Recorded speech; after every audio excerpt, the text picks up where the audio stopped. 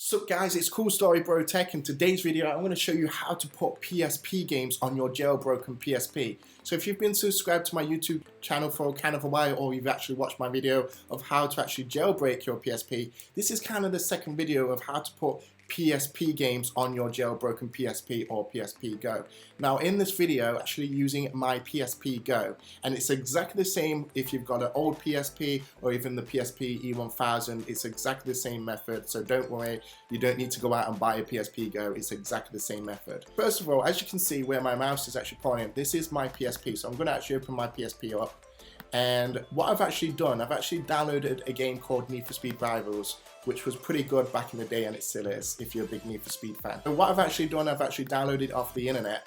Now what you want to do, you don't want to actually download it and actually put it straight into the PSP itself, because it will not work.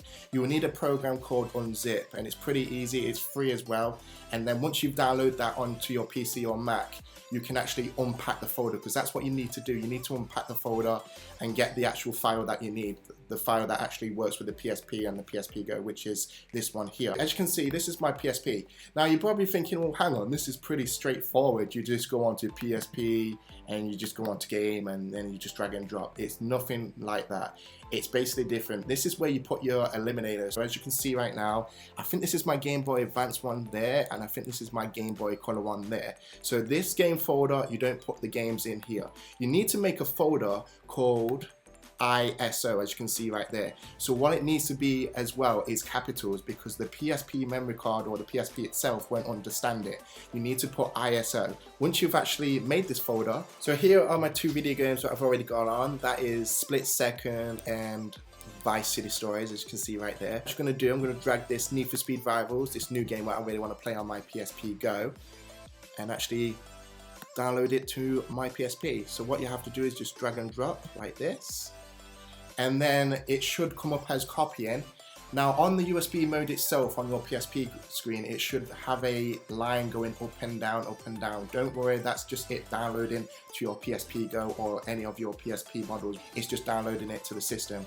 Now I should say, do not actually take the cable out when it's downloaded, because you will get a data corrupt and you won't be able to play it. You have to re-download it. So don't actually take it out of the USB when it's actually doing it. What I'm going to do, I'm going to skip this part and then we're going to go back to it when the game is actually finished downloading to the PSP itself. The game has actually finished downloading, so what I'm going to actually do to make sure it's actually downloaded to my PSP Go, just going to go to my game folder. These are all my games, by the way. So I've got Simpsons Wrestling, Radical Bikers, Vice City Stories, CamCon, Street Fighter. That is my Game Boy Color and Game Boy Advance games, Spyro, this other thing, and Nintendo 64, a Crash Bandicoot, and that's the fast recovery. Like it says, always keep that on there. Ran out of battery and is switched off.